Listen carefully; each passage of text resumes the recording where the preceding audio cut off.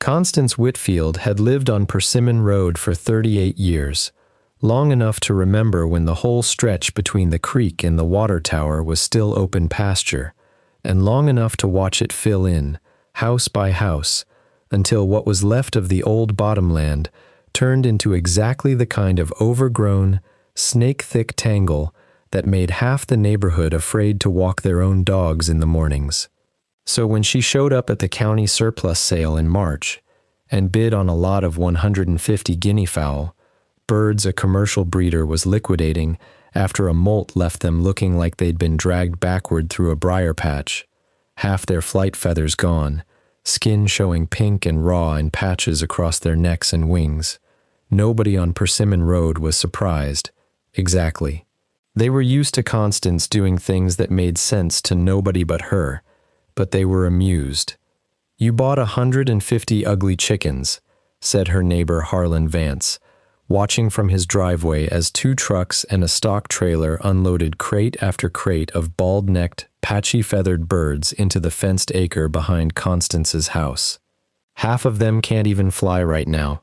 What in the world are you going to do with 150 half-naked guinea hens?" "They're not chickens," Constance said, which was true, and also entirely beside the point Harlan was making. "And they'll feather back out by June." "That's not what I asked." "I know what you asked." She didn't explain further, not because she was being coy, but because she genuinely wasn't sure yet how to put the whole thing into words that would survive Harlan's skepticism intact. What she knew, from 40 years of keeping a small flock of guineas around her own place, was that the birds had a reputation, earned, in her experience, as some of the loudest, most relentless alarm systems a person could put on a piece of land. They screamed at anything unfamiliar. They screamed at hawks circling half a mile up. They screamed, memorably, at a UPS truck for the better part of 6 years before either party gave up the fight. And they had, in her own yard at least, all but eliminated the snake population that used to make her own morning walks down to the mailbox a matter of careful, watchful steps.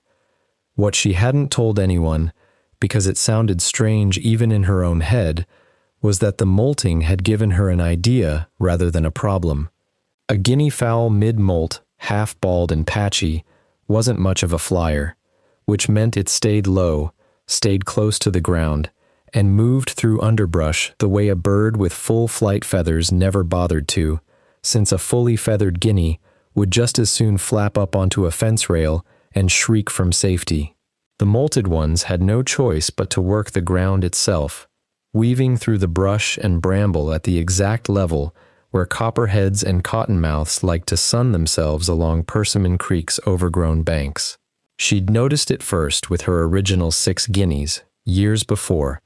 During a bad molt one August, the birds had spent weeks working low through her garden beds and the fence line, and that had been the 1 year in a decade she hadn't found a single snake in her yard between July and October.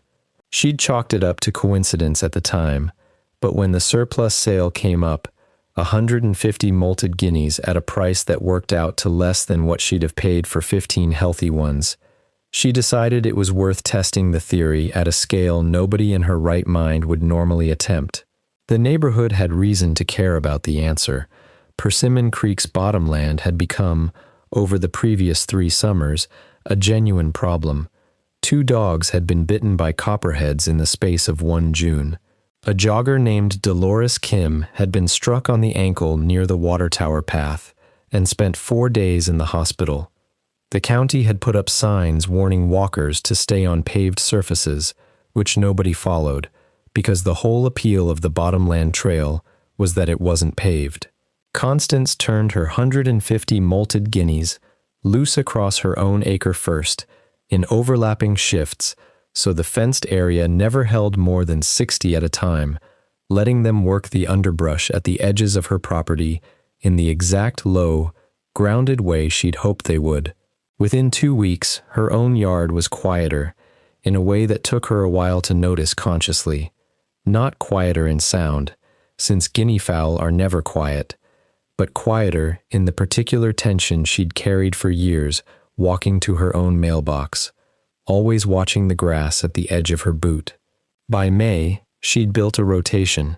She fenced off sections of the bottomland itself, working with the two neighbors whose land bordered the creek and who were desperate enough about the snake problem to let a woman with a trailer full of half-bald birds try something unconventional on their property. She moved batches of 30 and 40 guineas through those sections on a schedule, keeping them contained with portable electric poultry netting, letting them work through the underbrush for a week or two before moving them to the next stretch. Harlan, whose property backed up to one of the worst sections, watched the whole operation with his arms crossed for most of April, offering periodic commentary about how the birds looked like they'd lost a fight with a lawnmower and how the noise was going to drive him out of his own house before the snakes ever did. By early June, though, something had changed enough that even Harlan couldn't keep pretending not to notice it. He'd started walking his own dog down toward the creek again in the mornings, a route he'd quietly abandoned 2 summers before after finding a copperhead coiled 6 feet from his back porch. He mentioned it to Constance almost sideways, the way people mention things they're not ready to fully credit yet. "Haven't seen much of anything down there lately," he said, over the fence, in June, snake-wise. "The birds have been through twice," Constance said. "Guineas eat snake eggs when they find them. Young snakes, too, small enough to manage, and the ones they don't eat outright, they harass out of an area just by finding them constantly and screaming about it until the snake decides somewhere quieter sounds better." "That an actual fact, or a Constance fact?" "Both," she said. "Come see for yourself if you don't believe me." By midsummer, the change had moved past anecdote into something the whole road could see for itself. Dolores Kim, ankle-heeled but still cautious, started walking the bottomland trail again for the first time in over a year, at first only with a friend and a walking stick, then eventually on her own, the way she used to before the bite. A retired postal worker named Gus Okafor, who'd walked that same trail every single morning of his retirement until the snake warnings went up, came back to it too, remarking to anyone who'd listen that he hadn't seen so much as a garter snake basking on the path since sometime in May. The guineas themselves, feathered back out by June the way Constance had promised Harlan they would be, lost some of their strange, low-ground effectiveness once their flight feathers grew back in. A fully feathered guinea, true to form, was perfectly happy to flap up onto a fence post and let the ground underneath take care of itself. But by then, Constance had already worked out the next part of her rotation. She kept a portion of the flock permanently, a season behind the rest, deliberately staggering molts across different groups by managing their diet and daylight exposure, so there was always a working contingent of bald-necked, ground-bound birds moving through the underbrush no matter the time of year. "You planned that from the start," Harlan said, sometime in September, once the whole road had started calling them Constance's Snake Patrol, without a trace of the mockery the name would have carried back in March. "I hoped for it," Constance said. "There's a difference. I bought 150 ugly birds because they were cheap and because I had a hunch about what a bad molt actually does for a bird's usefulness. Everything after that was just paying attention to what they were already good at and getting out of their way."